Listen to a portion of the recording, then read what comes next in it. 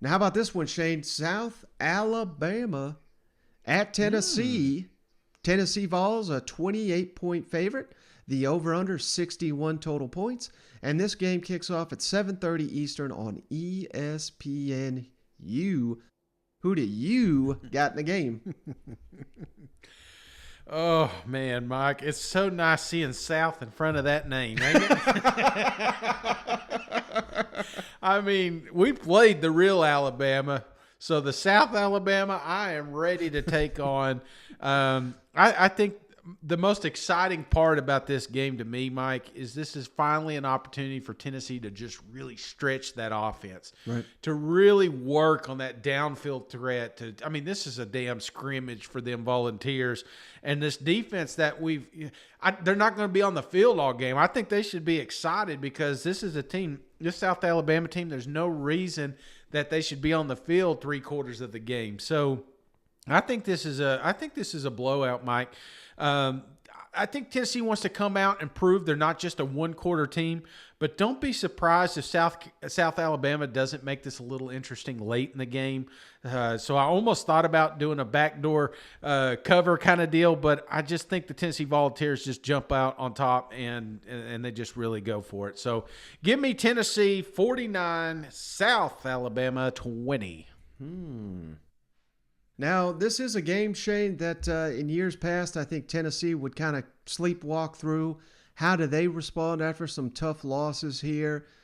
Clearly, this is a new era, high-flying Josh Heupel system where they've not taken their foot off the gas against anyone. I don't anticipate they will this week, but still waiting for that to happen at some point, Shane. Maybe it's not going to come, but, while you're building up a program, they're saying all the right things behind the scenes, but how tough is it to get up for an opponent like this? It may be a different story if you just beat Georgia and shock the world. That would give you so much juice, but you just lost that one. You've been losing. You've been looking impressive, but you've been losing. So how, that's kind of like the biggest concern I have for this one. From what I understand, the South Alabama coach, Kane Womack, he was at Indiana. Remember, Indiana was good about 2 or 3 years ago. They've fallen apart since Kane Womack, former defensive coordinators, left. Now South Alabama is a pretty stingy defensive team. So, hey, a lot of makings here, Shane. Possible upset? Uh-oh. No, sir. I'm right there with you, man. I mean, Hendon Hooker still, hell, he played the worst game I think I've ever seen him play as a Tennessee starter.